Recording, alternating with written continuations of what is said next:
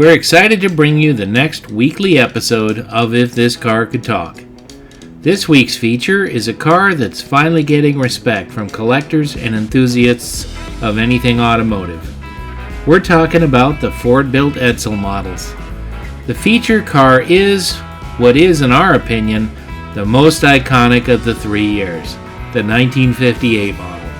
These cars look great when restored, but look even cooler when the basics of hot rodding are applied.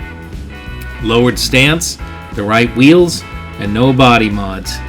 You rarely see Edsels at shows, and when they do come out, people love them. Watch this video and you'll see why. Here's owner Josh Campbell to give you all the details on his epic Edsel. Now, let's go for a ride. My name is Josh Campbell. I have a 1958 Edsel Pacer. I got the car when I was 14, which was 21 years ago at this point. How I came across it, actually through a friend of my dad's at the time.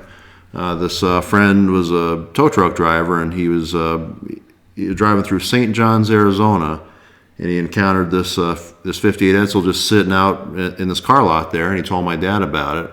I was 14 at the time, of course, so I couldn't act on it myself, so we went up there to take a look at it. The car was very intact, it was very buildable, so we made a deal, and the guy delivered it for $2,000 the following week.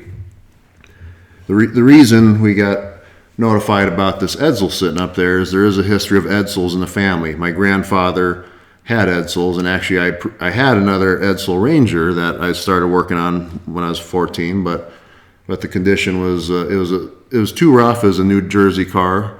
It was going to take too much for me to get going, so we found this Pacer and started working with that.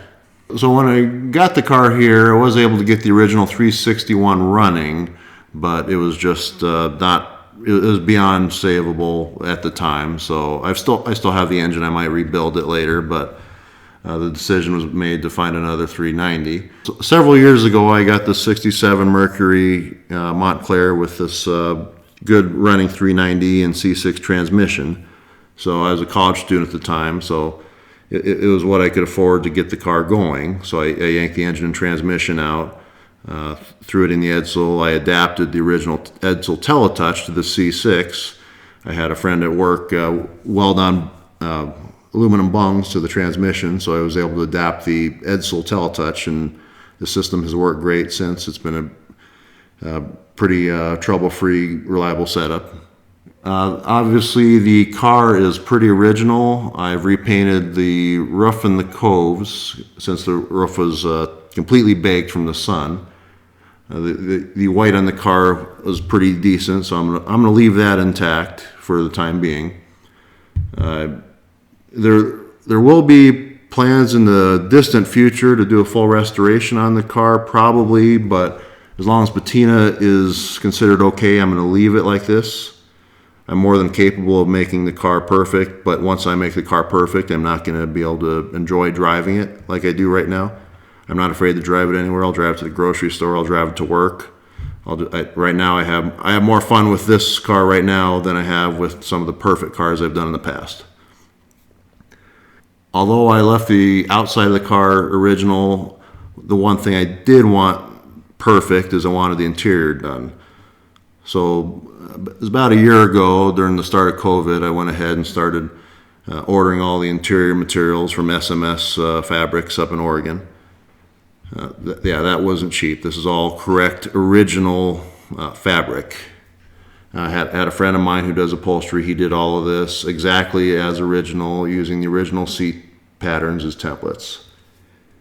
So right now I can get into the car, and it's like a time capsule. It's like your 1958. The interior is exactly as original, with the exception of new electronic speed hut gauges and my retro sound stereo.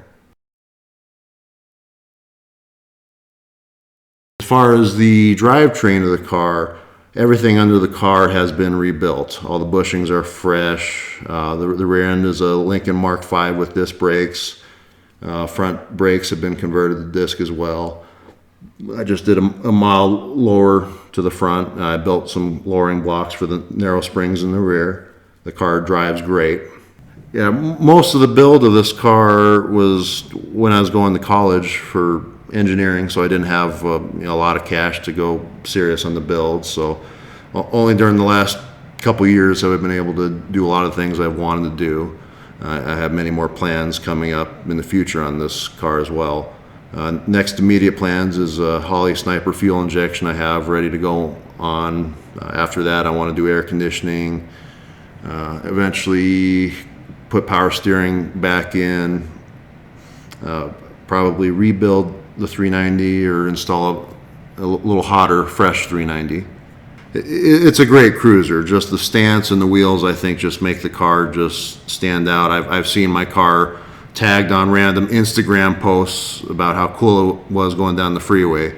That was pretty cool. The car gets a lot of attention. People love it. More specifically, as far as what people love about the car, what I love about the car too is the teletouch. Just kind of blows people's minds. They've never seen something like that. They didn't realize that technology was around in 1958. That's kind of the precursor to the push buttons that we see in cars today. People also like the inverted dome speedometer, and people just, they've never seen anything like this car, especially the front end. I think the car's getting old enough to where any reputation or knowledge of the Edsel has kind of faded off into history. So by showing this car, I feel like I'm exposing it to a whole new generation or group of people.